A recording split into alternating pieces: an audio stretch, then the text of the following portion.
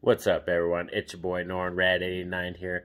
Gonna be doing a lot more raw, just videos like this because my laptop finally did conk out on me, so I don't think I'm gonna be uploading or editing with that anytime soon. Hopefully, fix it if I can, or see what I can do about that.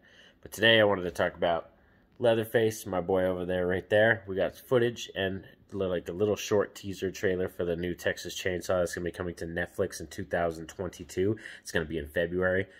A lot of people online have been kind of talking crap about it or like saying like stuff about this film, and I'm like, oh, we've seen this before, it's been done, like, oh, just it's 3D and all this over again with the looks of the Jessica Biel like Texas Chainsaw Massacre remake type feel.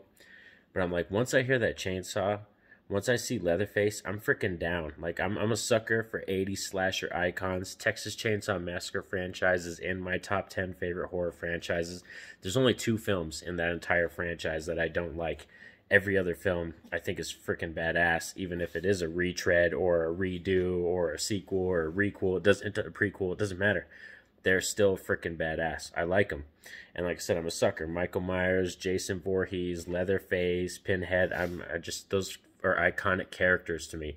And once I heard the chainsaw rev up, and that scene when he's like cutting through the floor, like Jaws status, going towards the girl, like I was like, I'm freaking down, bro. Let's do this. Let's do it. February. I can't wait. I believe it's February 18th. I'm gonna be watching it. Probably drop a review if I can. Like I said, be on the lookout for more content. I'll try to keep more videos coming. Like I said, it'll probably be raw. A lot more films like this or vlogs, just filming with the phone kind of thing. So stay tuned to the channel. Thanks for sticking around and supporting y'all. Peace out.